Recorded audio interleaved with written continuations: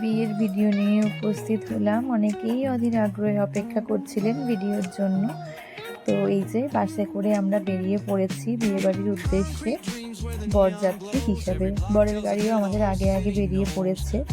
চলুন সবাই বাসের মধ্যে একটুখানি নাচ গান করতে করতে আমরা সকলে যাচ্ছিলাম। এই যে ভেন্যুতে এসে উপস্থিত হয়েছি, বরের গাড়িও এসে গেছে, বরকে এখন বরণ করে নেওয়া হচ্ছে।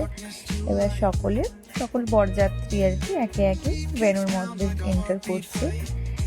অভিষেক আর রিয়ার বিয়ে। এই যে দেখুন ভেন্যুটা কি সুন্দর করে সাজিয়েছে, খুব বড় ছিল ভেন্যুটা, খুব সুন্দর লাগছিল। ওপরে হয়েছিল বরের বসার আসন, কনে বসার আসন, আর নিচে বিবাহ সম্পন্ন হলো। এইখানে বরকে আশীর্বাদ করে নিচ্ছেন কনের মা। আর ওপরে গেছিলাম, এই যে বরের বাবা কনের কাছে দেখা করতে এসেছিল, তো এখানেও আশীর্বাদের পর্ব হয়ে গেছে।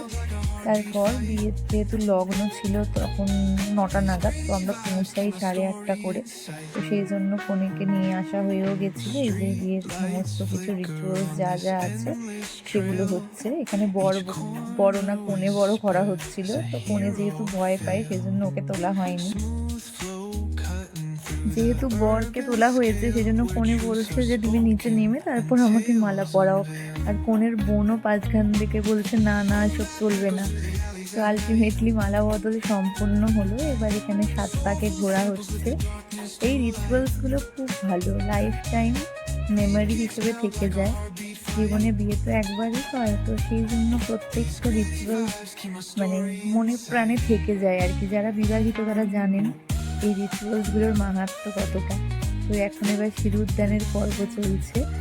সিঁদুরদান হয়ে এবার বিবাহ হলো সম্পন্ন। তো নেক্সট দিন নিয়ে আসবো আবার বধূ বরণের ভিডিও নিয়ে।